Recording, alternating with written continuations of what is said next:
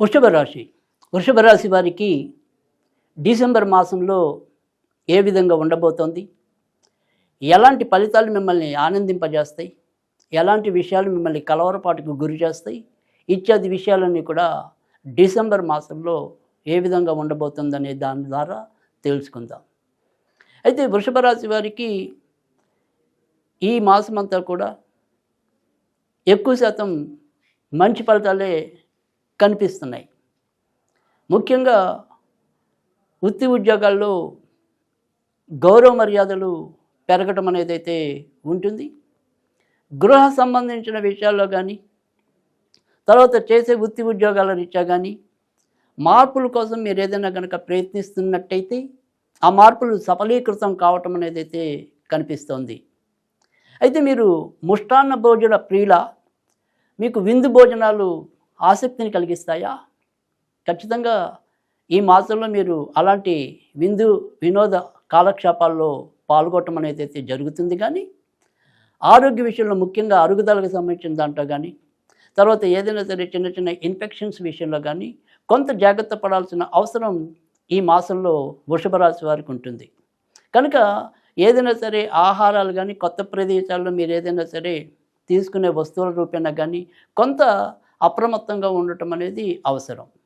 ఇక కొత్తగా ఎవరైనా సరే ఉద్యోగం రావాలి, ఈ వారంలో ఈ మాసంలో మనం ఏమైనా సరే ఉద్యోగం పొందడానికి అవకాశాలు ఉన్నాయా, ఇలాంటి ప్రశ్నలు వేసుకుంటున్నప్పుడు ఖచ్చితంగా మంచి జరుగుతుంది. ఎందుకంటే ఇప్పటికే శని వక్రస్థితి నుంచి బయటకు రావటం అనేది జరిగింది.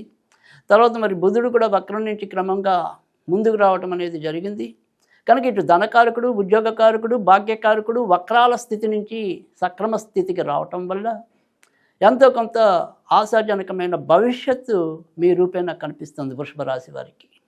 కనుక మనం చేసే ప్రయత్నాల్లో కొంత పట్టుదల చూపినట్టయితే తప్పకుండా అవి అనుభవంలోకి మంచిగా రావటం అనేది అయితే ఉంటుంది.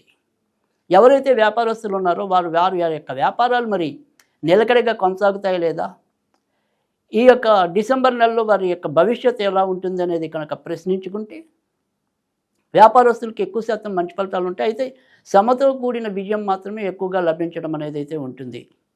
ఏది తీసుకున్నప్పటికీ కూడా మొదట కొంత ఒత్తిడితోనూ లేదా చిన్న చిన్న ఆలస్యము ఆటంకాలతోనూ ముందుకు వెళ్ళటం అనేది ఉంటుంది. కనుక దానికోసం మనమేమీ నిరాశ చెందన అవసరం లేదు. మరికొంత పట్టుదలతో మీరు కృషి చేసినట్టయితే కనుక మంచి లాభాలు మీరు గడించే అవకాశాలు వ్యాపారస్తులకు ఉంటాయి. అయితే ముఖ్యంగా స్వతంత్ర వృత్తుల్లో ఉన్నవారికి, ఇటు వైద్య రంగంలో ఉన్నవారికి, ట్రాన్స్పోర్ట్ రంగంలో ఉన్నవారికి, భవన నిర్మాణ రంగంలో ఉన్నవారికి మరిన్ని మంచి ఫలితాలు ఎదురయ్యే సూచనలు అయితే ఉన్నాయి. అయితే వీరికి కూడా సంతానపరంగా కొంతవరకు చికాకులు ఏమైనా సరే ఎదురవటం అనేది కలగచ్చు. ముఖ్యంగా సంతానకారకుడు శత్రు రాశిలో ఉండటం వల్ల కూడా ఏవో రకమైన పిల్లలకి మరి తల్లిదండ్రులకి మధ్య కొంత సంబంధ బాంధవ్యాల్లో ఏమైనా చికాకులు కలిగే పరిస్థితులు కూడా ఉండొచ్చు. అయితే ఏదైనప్పటికీ కూడా మిగతా గ్రహస్థితి అంతా బాగుండటం వల్ల మొత్తానికి ఇంటి సమస్యలైనా, మనం పనిచేసే చోట సమస్యలైనా వాటన్నిటినీ మళ్ళీ తెలివిగా పరిష్కరించుకుని ఎప్పుడు ఏ నిర్ణయం తీసుకోవాలో సమయస్ఫూర్తిగా తీసుకుని అలాంటి సమస్యల నుంచి ముందుకు రావటం అనేది అయితే కనిపిస్తుంది. విదేశాల్లో ఉన్నవారికి కూడా ఈ మాసంలో మరిన్ని మంచి ఫలితాలు కానీ, ఇప్పటిదాకా అక్కడ నిరుద్యోగంతో బాధపడుతున్నట్టయితే కనుక ఉద్యోగం లభించడానికి కానీ అవకాశాలు ఎక్కువగా కనిపిస్తున్నాయి. అయితే నాన్నగారి ఆరోగ్య విషయంలో కొంతవరకు శ్రద్ధ తీసుకోవటం అనేది అవసరం.